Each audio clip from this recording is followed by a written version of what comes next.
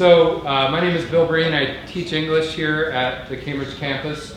We've been doing the Minnesota Writers Series for over 30 years, and we take a lot of pride in bringing some of the best, most exciting people on the literary landscape in our state to this community, and we always open these events to the public as well. So I don't know if anybody's here from outside the campus community, but if you are, especially welcome to you. I want to thank some people who helped put this together, including my English colleagues, and also Marco Marion in the art department. Marco also worked with Jason to bring some of Jason's pieces, and hopefully you saw them out in the hallway. They're installed in our gallery out there. If you haven't, be sure to take a look at those. I also want to thank our IT people for getting us all set up, and for facilities, for getting us set up out there, and our administration and staff. They just do a variety of things to make this stuff happen. Special thanks to the Literature Club. They got us pizza, so please help yourself to that. After the formal part of today, I don't know how formal it is. Pretty informal. Informal. You are welcome to hang out. There will be some Q&A in here with Jason, but you're welcome to hang out. There are books for sale. Jason will sign books. Yeah. And Jessica, who works with the bookstore, wanted me to let you all know that if they can't take credit cards, but if you would like a book, she will take down your name and student ID, and you can pay later. So that way, if you would really like the book and like for Jason to sign it, we'll make that happen for you, and you can just pay later. With like 15% interest, but it shouldn't be no interest charged. Page 2. Now I'm going to introduce Jason. So, coming to us from Minneapolis, Jason is the creator of several comics and graphic novels. His first graphic novel, Homesick, is a semi-autobiographical story of terminal illness, loss, and the search for connection and meaning. It's powerful stuff. It was nominated for an Eisner Award, which is a top award for creative achievement in American comic books. And what I think is a radical departure from that work in both the content and the form, Jason brings us the dystopian graphic trilogy Last Pick, which we'll get to hear about today. Book list said of Last Pick: strong character development, atmospheric arc, villainous aliens, snappy banter, cheer-worthy protagonists, and well-executed suspense fill this work. Publishers Weekly said it promotes a message of value in all humans, adding meaningful layers to this fast-paced adventure.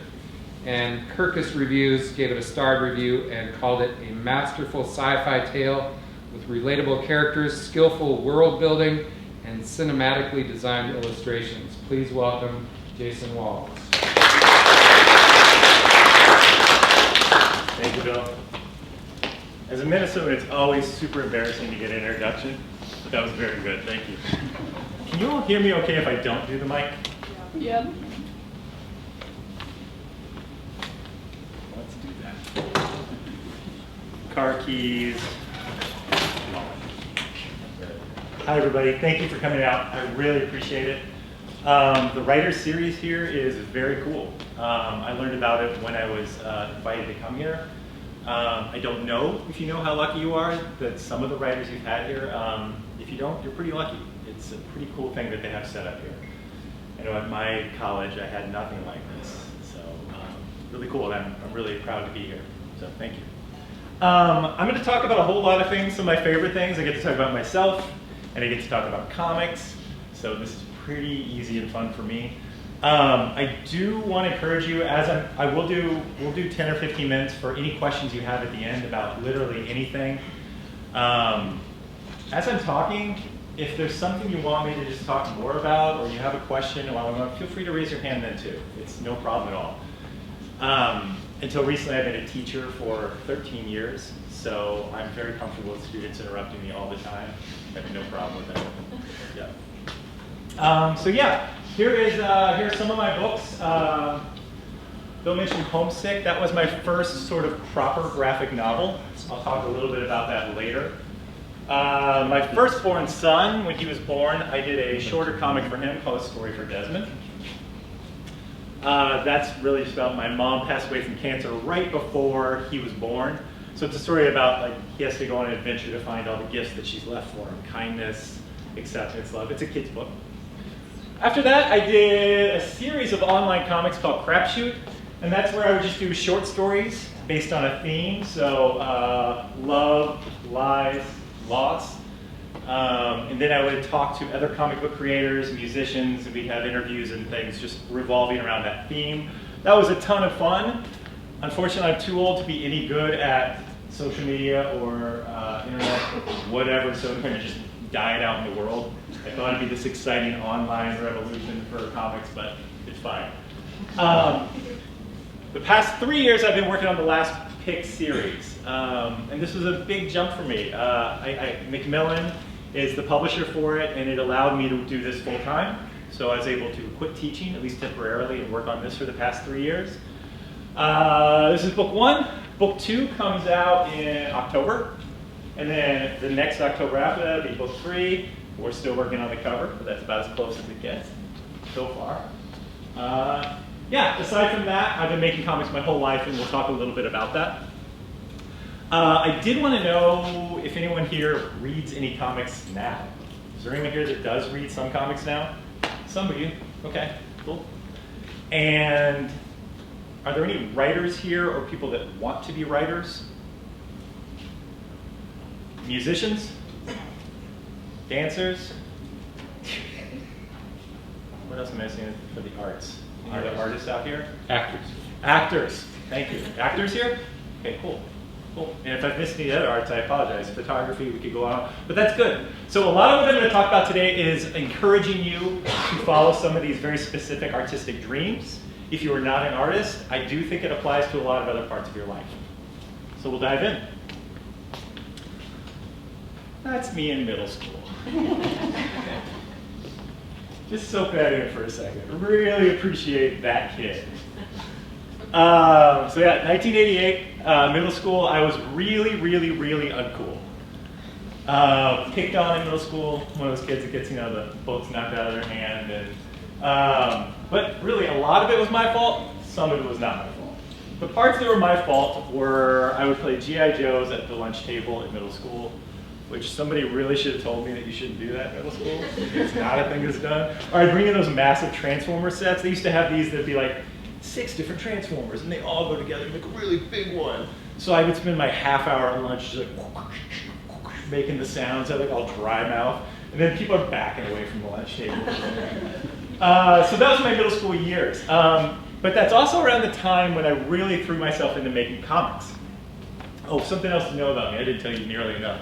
I had seizures back around that time. I had braces. I had corrective shoes. Corrective shoes meaning back then they were these giant, they still might be, these giant brown boots with like steel bottom, kind of like Frankenstein's monster. I carried a bee kit because I was allergic to bees. That was so cool. That's really a picture of where I was at. I wanted to make sure I got that in. My addictions at the time were not a lot different than a lot of people's addictions at that time. I grew up in Brandenburg, Kentucky, which is literally, well, no, it's not the middle of nowhere. It's an hour outside of Louisville, which meant it was an hour drive to a movie theater. It was an hour drive to just about anything. Grew up in farm country, middle of nowhere. So these things happened around my middle school years.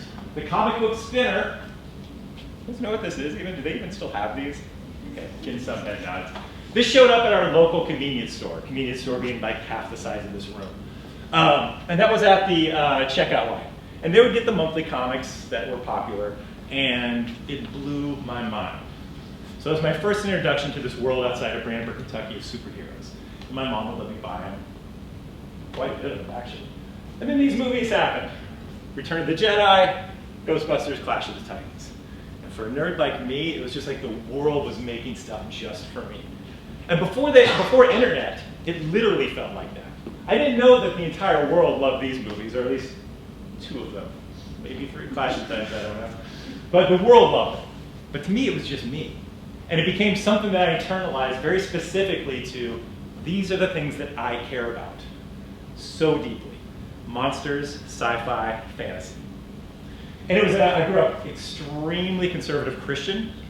I was, as a kid, baptized in a pond out back behind there's a church, it was actually a garage that was converted into a church. So this became my new religion, though, because it was the mythologies that I kind of dug in the Bible at the time. I was like, what does that guy do? But no, now, I mean, superheroes were doing these things. So I kind of converted all my interests over to these kind of things right here. And it shaped me for the rest of my life. It still shapes me. And I talk to a lot of younger people. I talk to high schools and middle schools, but they oftentimes have very similar interests. You go to middle school, they're going to say, Fortnite. And then half the kids will laugh at the kid that said Fortnite, but they all play Fortnite. They all stick with it. And I was just like, it doesn't matter if everybody does it. It doesn't matter if everyone loves that thing you love. As long as it's specific and personal to you, that is the exact little seed that's going to carry you through your creative process for the rest of your life. It doesn't mean you're going to be doing fan fiction on Fortnite the rest of your life, which if you do, cool. But it is something in that you connected with, and if you can tap into that, that's your storytelling from then on. So middle school still. I stay on middle school. I think probably was middle school formative for a lot of you all for either bad or good? Is it still a thing? Like when I was in middle school, to be a nerd was very bad. I think maybe that's different now. I think you can be a nerd in a lot of different ways and really find your crew. And it's a really, you can have a really happy middle school experience. I don't know if you could back then, be as nerdy as I was. But anyway, this is Brute Force. This is my comic book series. I would sell these for, does it say there, 25 cents to any kid that wanted to buy them. So again, picture me, corrective shoes, all that one. I love a comic book. But anyway, I was all in on this. I did 10 issues. 9 or 10 issues, so I hit it every month. I was on time, I got it out there, really sold only a few. But really all I did was I ripped off Conan the Barbarian. I would literally look at the covers of Conan the Barbarian, sort of changed them a little bit to be Brute Force. So Brute Force, who's a kid I remember his real name, he had a catchphrase, and I was like sneaking into every issue at least 2 times. Here's the amazing catchphrase. Feel free to steal this if you need to. Oh boy. That's it. Oh boy. And I thought it was so good. I'd be like, people are going to lose their minds when he says his catchphrase. So yeah, I was all in, and here's something great that happened. When I started to do this, I did find a community of people that also love comics. And also love supporting me in comics, not financially, but just be like, hey, good job. Once you start doing a creative endeavor, you'll find people that support you in that. And that is extremely important to hang on to for the rest of your life. Because not the whole world does not understand what you're going to do creatively. And they may not care. But if you surround yourself with people that do, it can make a world of difference in your success. Success not meaning necessarily financial. Rarely in comics. One other thing to say about this, so this was obviously self-published. But this is a good opportunity to talk about self-published. I am not self-published, I do have a publisher. If you're looking to get your work out there, whether as a writer, illustrator, musician, we can go on and on to all of them. The times have changed, and probably you know that. So signing up for a big corporate agency to have your work put out into the world is still kind of cool. It feels good. Like I like that Macmillan's put out my book. You can be self-published and be just as successful, if not more.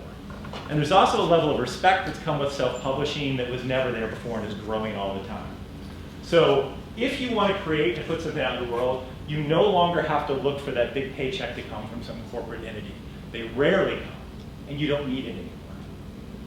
You can find your own ways to get your work out into the world. And I think it's extremely important to know that, so you're not limited waiting for somebody to just give you the okay to do the thing you want to do. You can do it. So I wanted to be cool. Come high school, all the money I spent on comics, I started to spend on these cool things. So I had the cool tight rolled jeans, the leather jacket, the Top Gun sunglasses, the Janet Jackson Rhythm Nation. So that's where all my money went now. All I wanted was to go on a date. Like I was done being the guy that didn't date because he made comics. So I completely turned my back on the comic book world. I wish that I had. I also wish that I'd known what kind of comics were out there. It's not just superheroes, obviously. But even back then when I was a kid, there were people creating comics that would have spoken directly to me, to make me feel less lonely, less nerdy, less of an outcast, less whatever. In the same way that there's a huge variety of written fiction, there's an enormous variety of comic books. So I wish I had not. It took me a long time to come back to comics to realize that that was coming. So what led me back into comics, right around my college years, were some of these books right here. You may recognize some of them, probably Watchmen, a lot of you. So when I was in college, that was just coming out. Maybe Dark Knight Returns, maybe V for Vendetta. Is there anyone here that knows of Strangers in Paradise? All right. I love it. This has been going on for 25 years, this comic series, sort of off and on. It's the greatest love story that I have ever read. It's also one of the weirdest. But these two ladies are amazing. So if you're looking for something that's sort of just a real, no, it's not real world. There's ninjas in there too somewhere. But essentially, it's a romance between those two that's just beautiful and amazing. And then the Sandman. Anyone read Sandman? Anyway, that completely brought me back in saying, oh, we can write about and we can read about themes that are extremely important, heavy, maybe difficult to grapple with in the comic book world. This was the real renaissance of adult comics. I'm doing air quotes a lot. Something I never do unless I'm on stage. So, it was a big change in the comic book world. Flash forward. Get it? Thanks for that. I completely turned my back on art. Well, that's not true. I was painting. I was turning my back on comics, doing oil painting, thinking that was a more serious route to take my life. After a while, I became a teacher. I worked specifically with students on the autism spectrum. Did that for 13 years. And it was a huge change in my life. So whereas before, some of the formative things in my life were sci-fi, fantasy, comics, the new thing that informed a lot of my life was autism. It still does. So it's some of my best years have been teaching students on the autism spectrum. I'm going to go back to doing that next year, at least for a little while. So yeah, not only did I have, so I know Bill has said something that I think does seem very confusing, is that I went from Homesick, a story about my mom's cancer and death, and then I'm working on a story of aliens and monsters, but really they are connected. The thing that's connecting them is like, I'm writing what I know about. And you hear that all the time, but you have to write about what you know about.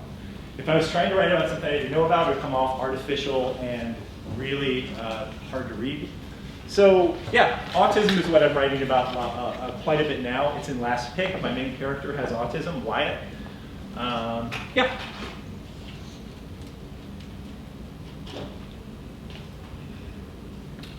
I threw this up here because if you are not reading comics, or if you are, this is a small sampling of some of the more recent comics that are out there.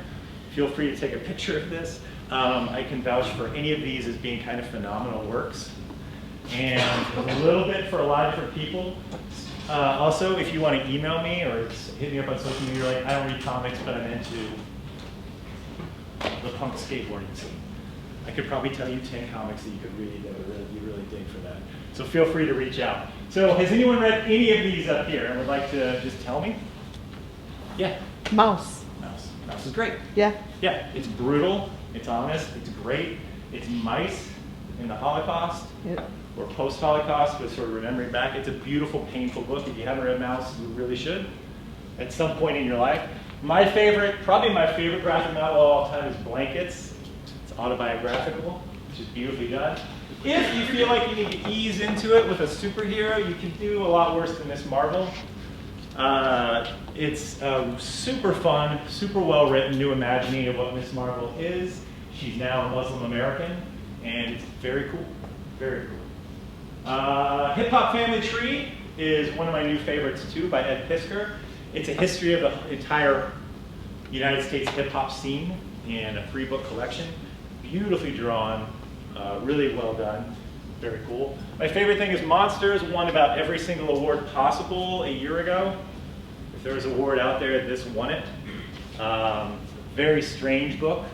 Lumberjanes, great kids book. Anyway, I go on and on. Please try one. Try a comic. If not these, reach out to me and maybe I can give you a recommendation. So let's talk Homesick. First of all, let's go ahead and get my cursor to come over. Does that play if I do that? No, it just goes backwards.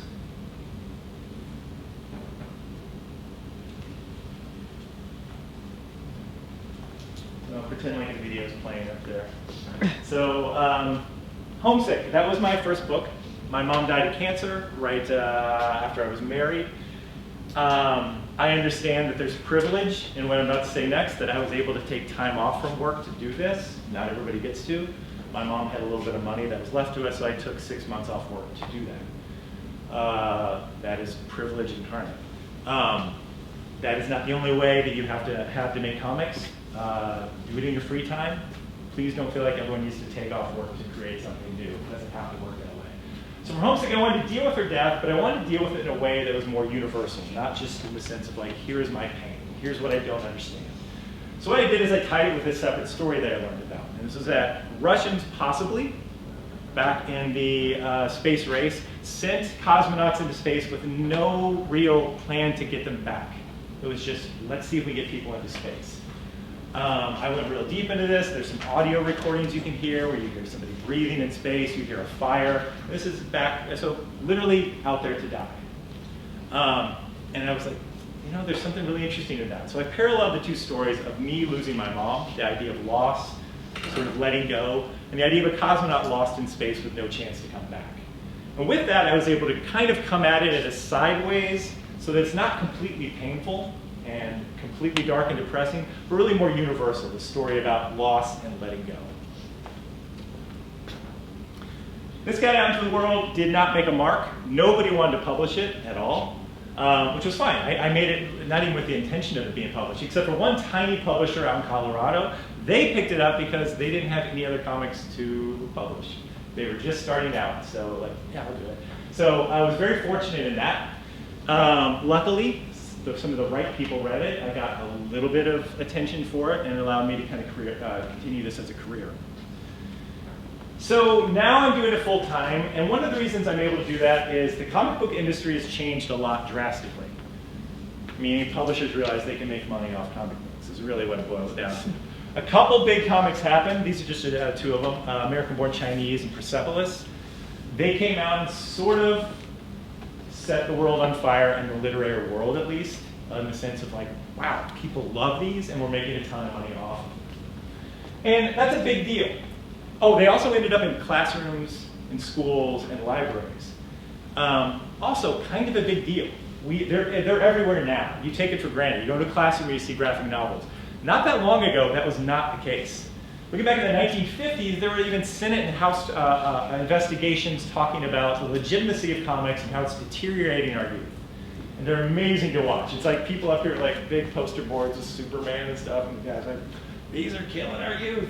But the idea was, they're like, hey, this guy up there was saying, if you look at the delinquent activities out there, meaning crime, dropping out of school, whatever, many of these kids are reading comics. The thing is, all kids were reading comics. All kids were reading comics. But they like to attribute that was the problem with it all. So it went out of fashion for decades. Decades. It's now back in a big way, thankfully. But that's why I was allowed to do this. We're like, oh, we can make money off comics. Let's try to let other people make money off comics. I'll let you know how that works out at some point. Last pick. Again, pretend there's a cool video trailer playing right here.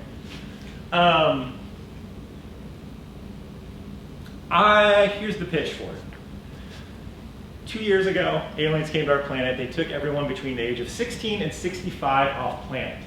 They left behind the ones that they considered too young, too old, or had a disability. That's the story. So those people left are the ones that sort of have to, spoiler alert, rise up and lead a revolution to get people back. In my time teaching students on autism spectrum, much of my time was spent in a transitions program, meaning I was working with 18 to 21-year-olds trying to get them job skills, work on social skills, life skills. And what I found with the job skills aspect is, I think for the most part, humans are fairly kind and they have the best of intentions. But when we try to get jobs, they often say, oh, I'm sorry, we can't. We're not set up for this. We'd be too much adaptations for us to allow. And I'd have a lot of brilliant, wonderful students that are still without work. All that to say, I think the world has a long ways to go towards opening up its arms to people with disabilities. It's one of the largest minority groups we have in the United States, in the world, and I think it's the least heard. I'm sorry, I'm going to go off and I'm going to come right back to it. This morning I found out The Last Take's going to be turned into a TV show, so I'm very excited about it. Nice. Very excited. Very excited and also very scared and nervous, it's my baby or whatever. But I say all that to say that I'm having these conversations with producers saying, I think that at least 50% of the cast needs to actually have disabilities. And it's kind of a back and forth of them not really wanting to do that. And I think, well, I know that most movies that you'll see where there's a character with a disability, more often than not it's played with somebody who does not. It's very typical. Mm-hmm. And for most people in the disability community, it's pretty offensive. So all that to say, these are some of the things that were on my mind, just how people with disabilities are still on the sidelines and not really allowed access. Wyatt has autism. His twin sister is neurotypical. She does not.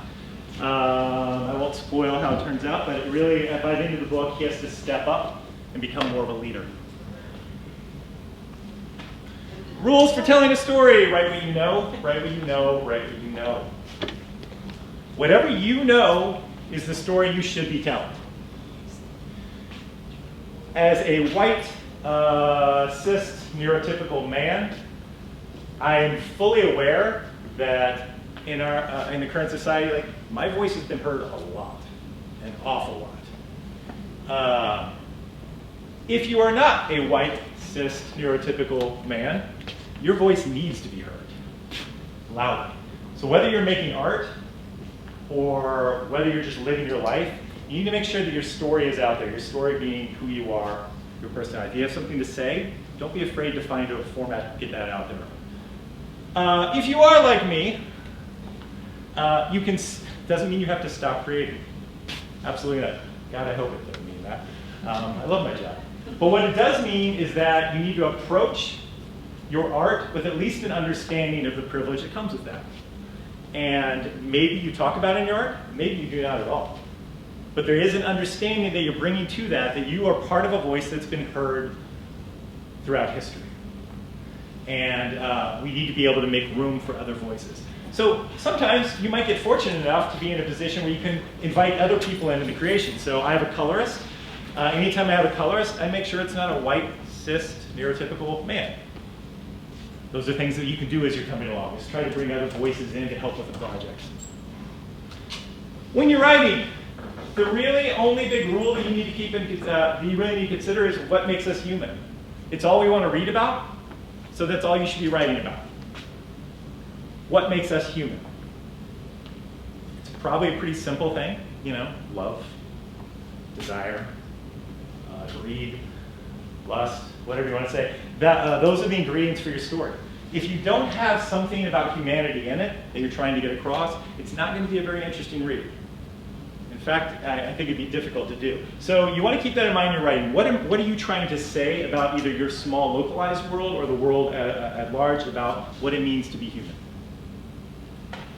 My best advice for writers of any kind: be really, really, really mean to your characters. Be as cruel to them as you can possibly be. The worst story you could ever tell is so-and-so meets so-and-so and they fell in love and lived happily ever after. It's the worst possible story. So-and-so meets so-and-so, they fell in love, the other one got hit by a train. That's a pretty good story so far. I don't know where it goes from there, but it's pretty good. But you need to be really brutal to them. So create these characters that you love, and then be really hard on them. Your story starts to take shape once you decide that that's what you're willing to do. You need to put them through the ringer. Again, we don't want to read about somebody having an easy life, because nobody has an easy life. And when you start to read that, it feels artificial. So you've got to make them work for the happy ending if you're even going to have one. So we're getting a little bit into the process of how I make comics. Revise, revise, revise. Do things over and over again. It takes me about a year to a year and a half to make a graphic novel. And a lot of that is doing work that I don't want to do. A lot of your life is going to be spent doing work that you don't want to do. Even if you're doing your dream job, so much of that is listening to somebody else give feedback and you deciding whether or not you're going to listen to that feedback. Honestly, a lot of times you need to listen to feedback. You don't have a choice, and possibly they're correct. Failure is also extremely important. You're going to fail. You've probably failed plenty of times in your life already. When I teach, if a student really screws up, I make sure we all sort of stand and give a round of applause. And it's super hokey. I'm a hokey teacher, what can I say? And I'm all like, hey, that's how you learn from these huge mistakes. If you don't acknowledge them, it's nothing. If you do acknowledge it, it's sort of a building block towards the next thing you're going to work on, or making the thing you're working on better. But you're going to screw up. If you're making art, you're going to fail. And then hopefully next time, you'll fail less. Just finish it. Best advice I ever got when I was working on Homesick was, I have a friend who does chainsaw sculptures, the whole thing, you know, the bears and everything. And he was like, and I was calling him up and I was saying, I don't know, I'm stressed out about this book. Or he was like, just finish it. You just have to finish it. If there's a thing you're thinking about doing, just do that thing. It's not going to be perfect. Trust me. It might not even be good. I don't know when you're good at it. But do it. Because once it's done, you are part of that group. Once I made a comic, I was a comic creator. I mean, it's not hyperbole. I literally was. Once you write a song, you're a songwriter. So stretch that out as far as you want to go to whatever profession. I'm sticking with some of the arts that I'm familiar with. But just do it. If it sucks, fine. Worst case scenario, you've put something out into the world and you at least know a few more people through doing it that do the same thing you do. So I created Homesick. It didn't make much of a mark, but by the time I was putting it out there, I knew a ton of publishers. I reached out to some of my favorite comic creators on planet Earth, and they were nice enough to write me back and give me feedback about things. So finish that thing you're thinking about doing, and then you are that. And it's so much easier to do the next one. Like you're in it then. The next one's like twice as easy. I promise you that. So please, that's my real encouragement for today. Just finish that thing that you want to do. Just do it and finish it. So the first step after, so they said, okay, you can make these books. The first thing I have to do is write a script. That takes maybe about 3 or 4 months. It's a lot of back and forth, and it's the most painful for me. I'm not a traditional writer. That's why I draw pictures. Writing a complete story or with just words is very difficult for me. Anyway, so that's very hard. It's also the most painful because people tell you what's not working, what's not good, what you need to cut out. And it hurts because you want everyone to say, oh, perfect, you did it. You did it. And that hasn't happened. So that's a really rough process. The much better process is this right here, right? You start drawing. Once they say, okay, here's your script. The way I do it is with blue pencils. It's a very old-fashioned way of doing it. And the reason for it is after I've drawn a blue pencil, I go over in black ink, I put this into my scanner, and I go click, and then all the blue pencil's gone. It's very easy to click on that color and make it all gone, so it looks like I made it perfect all the time. If you came up here, if you want to later or whatever, you'll see the pages. You'll see the blue pencil underneath all the art. That just disappears. That's my reason for doing it. I thought, if you'll indulge me, I'm trying to show you how I draw for that.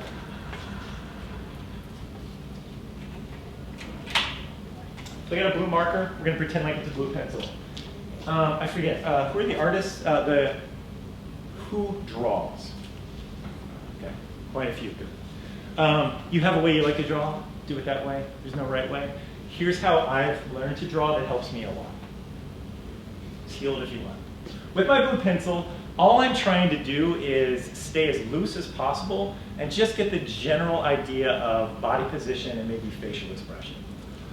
That helps me make sure that my bodies aren't, that I'm drawing aren't stiff. They have some movement to them, so I go really loose. I'm going to draw Sam. She's the sister, just because I kind of like drawing her hair. It's super fun. Another tip, pro tip, if you're drawing a head, you guys know sort of the cheats you can do for the, there you go. Halfway down, it's the bottom of the, no, yeah, halfway down, eyes, sorry, just drew a blank, eyes. So about halfway from the very top of your head to your chin is about your eyes. Make a line there for it. Halfway down between there and the chin, bottom of your nose. Halfway down there and there, mouth. So once you've done that, you kind of got the basics of the head. It's not going to look like anybody you know, but it's a head. So at this point, I might sketch in, I might do a little more work to sort of figure out what I want this to look like. I'll give it an actual, give her an actual face of some sort. I'll clean up the sides, find her ears. And again, I'm making lots of random marks. I'll go in for the hair.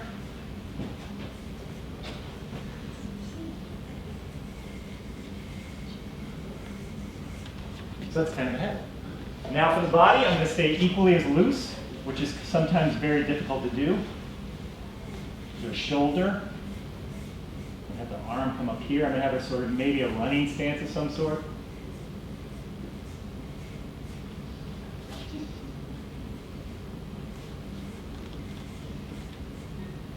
I've drawn myself into a problem here. Let's see if I can get that right.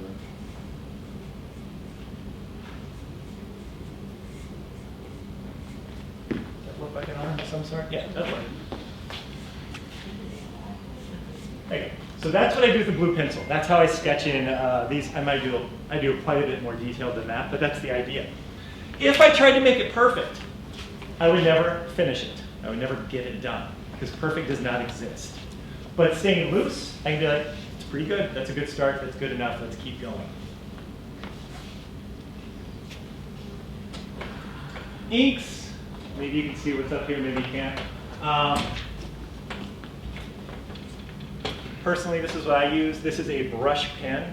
It's essentially like a paint brush, except the ink is in a cartridge in there and just keeps feeding it in. It's faster for me, I like it. I use a small ballpoint for some of my more intricate work. And I use a ton of whiteout. I'm very old-fashioned. I would say probably most comic creators now make their work on tablets. I just don't know how. I certainly would. I don't know how. With 2 kids, I don't have time to learn ever. So let's leave it. So let's pretend like this is the black paintbrush. And I'm going to try to tighten up some of the details here.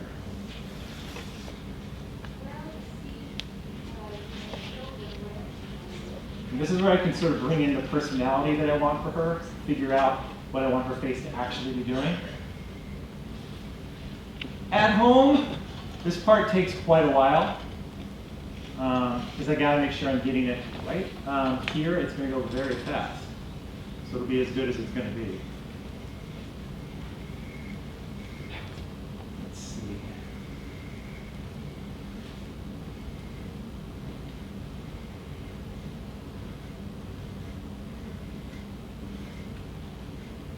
When you're drawing, if you want them to look three-dimensional at all, you have to add light. There has to be a light source. Otherwise, it's going to sit flat against the page. So I'm going to take a random light source. We'll say it's over here. So all the shadows are going to be over here. So that's where I'm going to sort of put some weight to it.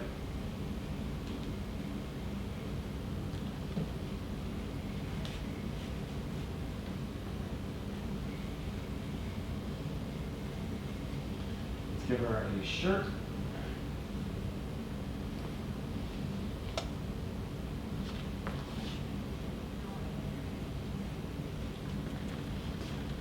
Yeah, that's pretty much it, I guess. So yeah, that's the inking process. Cleaning up over that. Pretty straightforward. So that's my Sam. Oh.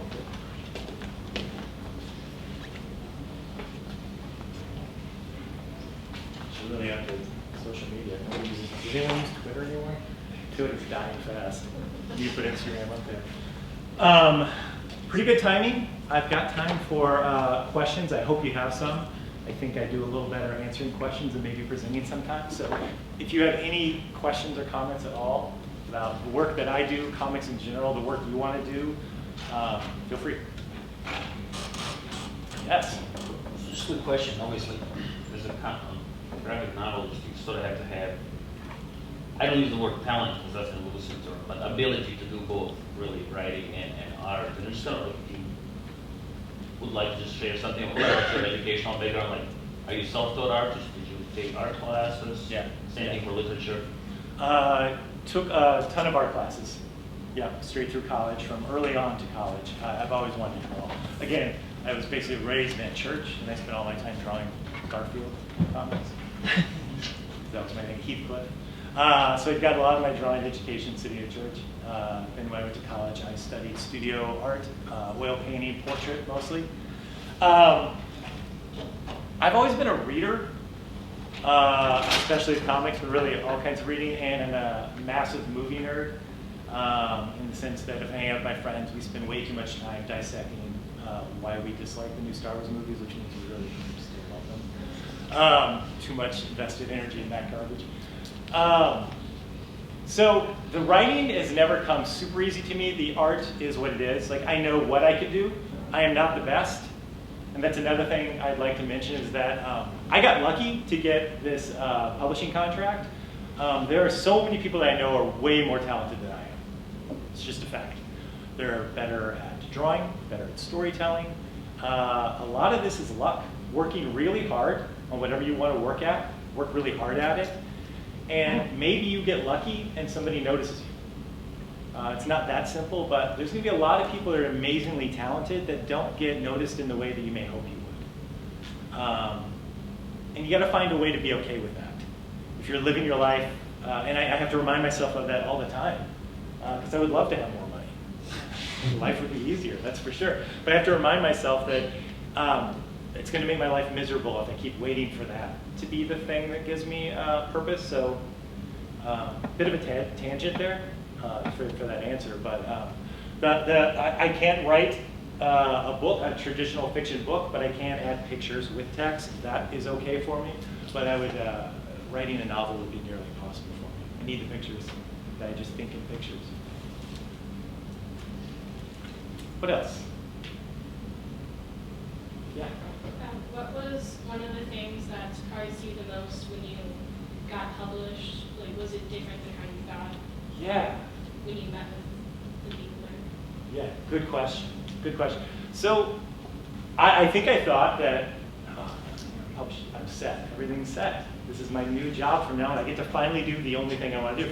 I'm going to go back to teaching because I like teaching, but really because I need to. You know, I am not independently wealthy from these. And so that was a big surprise because I thought once you get into the publishing world, especially with a 3-book deal, that I'm set. And I quickly realized that that's just not the case for most of us. That's not at all. I did I work with 2 amazing editors, and I was really excited to work with them right away because they were picking things out in my story that I hadn't picked up on that could be misread in ways that wouldn't help. I'm trying to be extremely inclusive in my story. That's what it's about. And they were picking up on wording that I had and saying, you might want to rethink this because of this. So it was humbling in a sense of having to listen to this, but also like I'm so gratified to have 2 women that are able to say, careful, you don't mean for this, so let's rethink that. Editors are amazing. So whoever your editor is, whether it's a family member or a friend, if you trust them, listen to them. You don't have to do what they say, but listen. Oh, here's my advice for that. If you have somebody giving you advice about your art, and they tell you how to fix it, don't listen to that. Don't listen to that. No. But if they're just like, this doesn't work for me, that's something you really want to listen to. But if somebody's coming at you with their own agenda of how it should be, that's their thing. You have your thing. But if it's not working, you do need to listen to that. You need to take that into account. So if you're somebody that gives advice to artists, keep that in mind too. I think you need to do this. It's not a good way to do it. What else? Or anything else, I should say. I'm curious about the color. do you, knowing that you have a colorist, do you like imagine these in colors when you're drawing? Like, how separate is that? Yes, good question. I'm not great at color, so I did have to let go and have a colorist do it, but it was hard. Yeah, I had a very specific idea. I did help pick the colorist, but even then, when they start doing it, I think most of it doesn't look like I would have done it or imagined it, and I've let go of that, and I think people like the coloring just fine. It's been a struggle for me. Yeah, anytime somebody steps in on your to do some stuff with your art is a little tricky. Your ego gets in the way. Like, could you tell us what you imagine the You colors know, look like color-wise? yeah, I think kind of gritty, kind of darker colors. It's a teen audience. It's the audience I was teen enough. But it's definitely got a more cartoony vibe to it. The colors are pretty bright, and some of the pages, I hated at first because he goes through these bold splashes of hot pink every now and then, but I kind of love those now because it's its own kind of punk that I like. But no, it's definitely much brighter than I would have expected. Yeah. Yes. Why do you have a colorist? Why do you have someone else do it? Good question. Why do I have a colorist? One of it is I'm finding I'm not as good at color as I thought I was. I've painted in color forever, but I think it's hard for me. Also, it's for time. They needed this within, it was a very short time period. They would let me color it, and they would pay me to color it, but I just physically couldn't do it. Draw, write, and color. It wouldn't work. Some people could. Yes. So I know you do your drawing by hand, but these look like they're digitally then colored, or do you know? Digitally colored, yes. Yep. So I scan these pages in. They go to my editor. Once that's done, these get sent digitally over to my colorist, and he takes it from there. Yeah. I'm really curious about how you came to the story, especially like a trilogy. Did you imagine this epic Yeah. 3-part thing, or how did that develop? Yeah, I did. And that was my pitch to the publishers, a 3-book series. I really wanted to talk about the disability experience from my outside perspective, when I'm seeing some of the struggles for some of my students. And I wanted to do it in a super fun way. I didn't want it to be preachy at all. I wanted it to be, somebody could read it, and maybe if they don't feel like picking up on what I'm dropping in there, they're still going to have a good time. So it was an alien invasion. And to be honest, the alien invasion plot is fairly standard. I mean, I have my own stamp on it. There's a reveal 3 books later. It's going to blow your mind. But it's a pretty standard alien invasion. But I needed that to sort of be the sugar for everything else. And also, it was a good way to really be mean to my characters. I need to put them through hell. And aliens are a good way to do that. Yeah. Anyone else?